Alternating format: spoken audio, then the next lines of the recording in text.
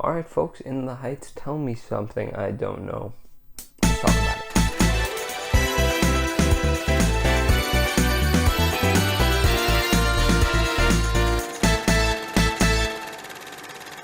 Alright, I've got a lot of mixed thoughts on this one. I think I just should start by saying that there are moments in this film that I'm pretty sure it's impossible not to smile. They're just so enjoyable, so much flair to them, so many creative choices, even beyond just the brilliance of the songs themselves. Obviously, Lin-Manuel Miranda, very talented, but the creative choices, there's just so much fun in so many of these scenes.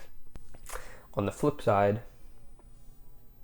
most numbers, musical numbers, as well as scenes in the film that are not these massive fun things are not as interesting. I can't put my finger exactly on why. I just wasn't as engaged in most, not all, mind you, not all for sure. There were definitely a few, but for the most part, I'm just not engaged. Obviously love Hamilton, so love all of the Hamilton references, whether it's an actor appearance. I saw Washington in there, as well as, the ringtone on the phone. That was funny. The story jumps around a lot, and as a result of that, I feel like it only makes it more likely that you're not going to engage in a specific part of the film, because you just lose interest from one plot line to the next, as well as some plot lines in the first place are just less interesting to begin with. So that contributes to that as well, for sure. There's some excellent cinematography here, and again, that contributes to really just the fun nature of the whole thing. It's well done. So folks, the music is good.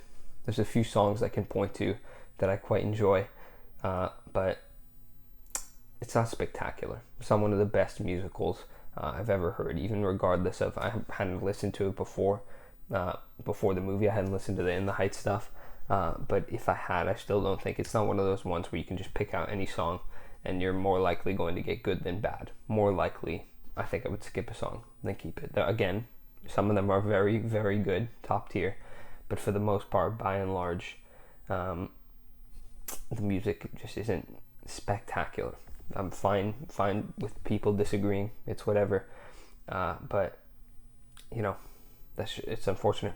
I don't want to harp on this too much because it's whatever. But some of the film is definitely just too sappy and sentimental, and I've seen some people say that the original had more conflict in it, and that this film cut out a lot of that, and that would definitely be a reason as to why it just feels so overjoyed all the time. Again, in some scenes it works very well to great effect, and all the fun major set pieces, I'm talking the intro, 96,000, all those songs, but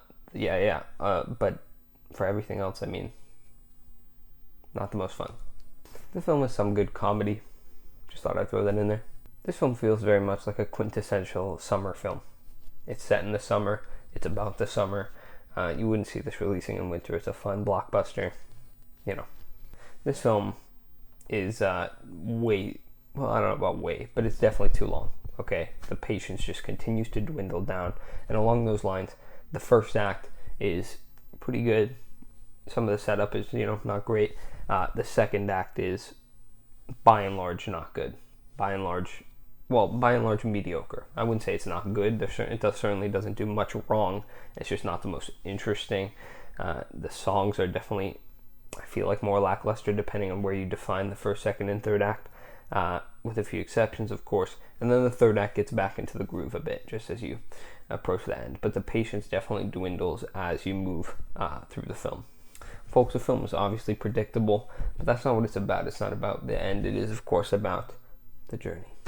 We're going to discuss Oscar prospects a bit. People have floated a Best Picture nomination. Before it came out, I said no.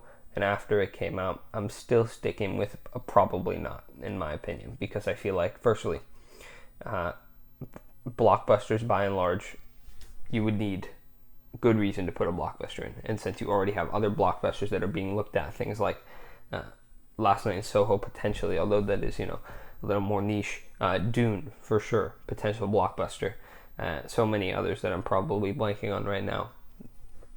Is this more likely to get in than any of those, especially on the other side of things when you have multiple musicals coming out this year? People have pointed out just the massive amounts of musicals, and I'm, maybe some Spielberg bias in here, but I do think that West Side Story If any musical is going to take that Best Picture spot, it's going to be West Side Story. Spielberg rarely misses a nomination. Just look at all his films that came out in the 2010s.